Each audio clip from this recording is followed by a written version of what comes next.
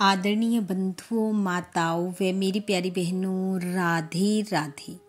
आप सभी का हमारे YouTube चैनल जीवन की धारा पर बहुत बहुत स्वागत है।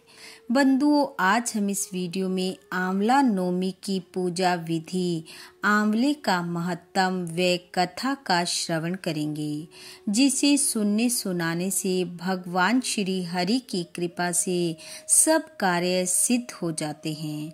कथा महत्तम सुनने के बाद यदि आप हमारे चैनल पर नए हैं तो कृपया हमारे चैनल को सब्सक्राइब करें, बेल आइकन को प्रेस करें ताकि हमारी वीडियो की नोटिफिकेशन सबसे पहले आप तक पहुंचे। वीडियो को शेयर व लाइक भी जरूर करें। बंधुओं, कार्तिक शुक्ल पक्ष की नौमी तिथि को आंवला नवमी के रूप में मनाया जाता है। इसे युगादि नवमी अथवा अक्षय नवमी के नाम से भी जाना जाता है। कहते हैं इस दिन से सतयुग प्रारंभ हुआ था, इसलिए यह एक बहुत ही महत्वपूर्ण तिथि है।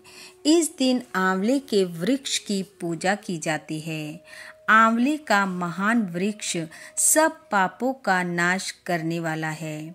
इस दिन आंवले की छाया में जाकर मनुष्य को लक्ष्मी सहित श्री हरि का रोली मोली गुड़ चावल पान सुपारी इत्यादि वस्तुओं से पूजन करना चाहिए। उसके बाद आंवले की 108 प्रदक्षिणा करें। फिर साष्टांग प्रणाम करके श्री हरि से प्रार्थना करें।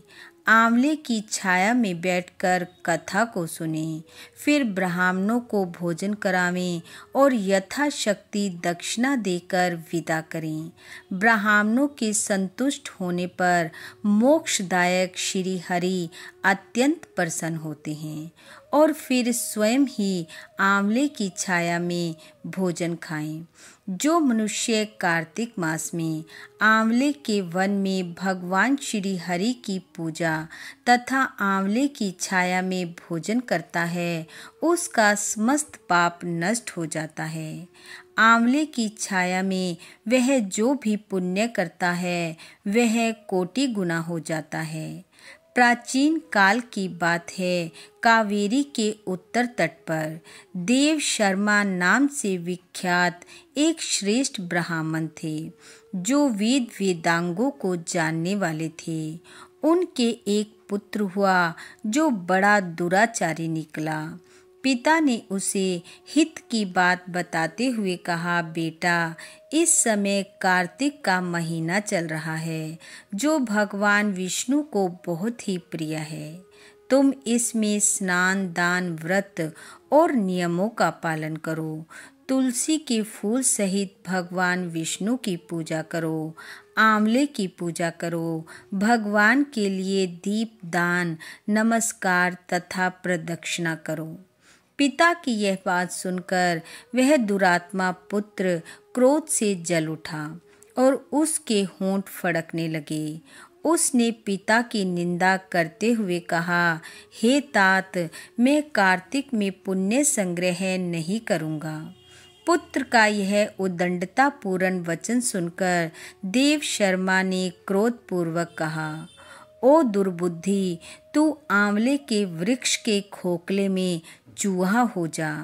इस शाप के भय से डरे हुए पुत्र ने पिता को नमस्कार करके पूछा, पूज्यवर, उस घृणित योनि से मेरी मुक्ति कैसे होगी, कृपया यह बतलाइए।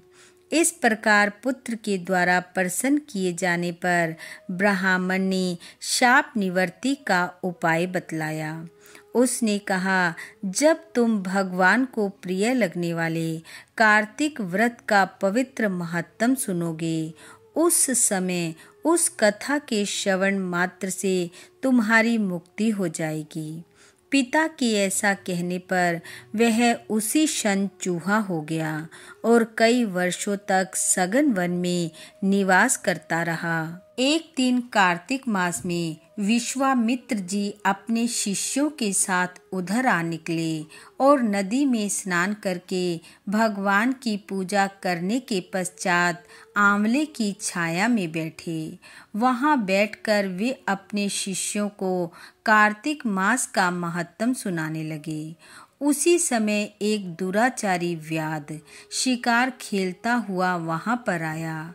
वह प्राणियों की हत्या करने वाला था। ऋषियों को देखकर उन्हें भी मार डालने की इच्छा करने लगा, परंतु उन महात्माओं के दर्शन से उसके भीतर सुबुद्धि जाग उठी। उसने ब्राह्मणों को नमस्कार करके कहा, आप लोग यहाँ क्या करते हैं? उसके ऐसा पूछने पर विश्वामित्र जी बोले, कार्तिक मास सब महीनों में श्रेष्ठ बताया जाता है। उसमें जो कर्म किया जाता है वह बरगद के बीज की भांति बढ़ता है।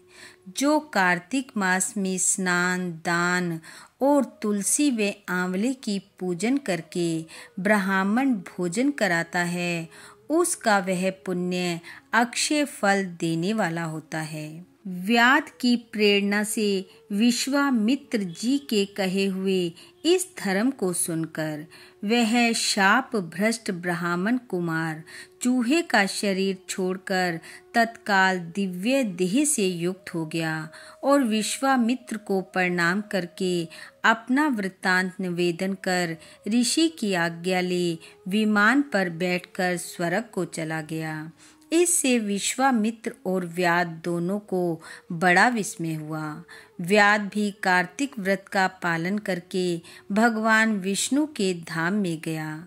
इसलिए कार्तिक में सब प्रकार से प्रयत्न करके आंवले की छाया में बैठकर भगवान श्री हरि के सम्मुख कथा श्रवण करें।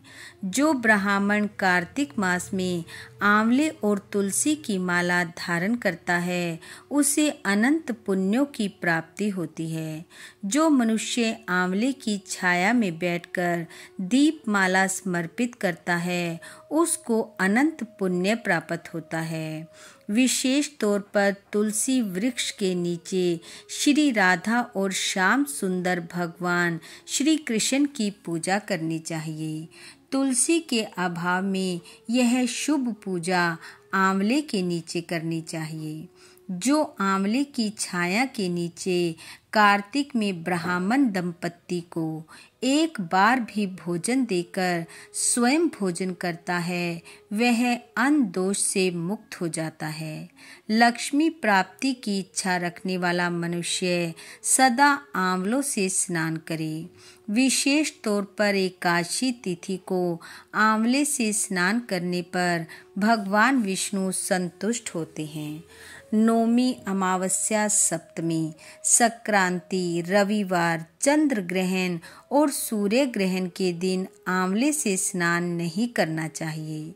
जो मनुष्य आंवले की छाया में बैठकर पिंड दान करता है उसके पितृ भगवान विष्णु के आशीर्वाद से मोक्ष को प्राप्त होते हैं। तीर्थ या घर में जहाँ जहाँ मनुष्य आंवले से स्नान करता है वहाँ वहाँ भगवान विष्णु स्थित होते हैं। जिसके शरीर की हड्डियाँ आंवले के स्नान से धोई जाती हैं वह फिर गर्भ में वास नहीं करता। जिनके सिर के बाल आंवला मिश्रित जल से रंगे जाते हैं वे मनुष्य कलयुग के दोषों का नाश करके भगवान विष्णु को प्राप्त होते हैं। जिस घर में सदा आंवला रखा रहता है वहाँ भूत प्रेत राक्षस नहीं जाते।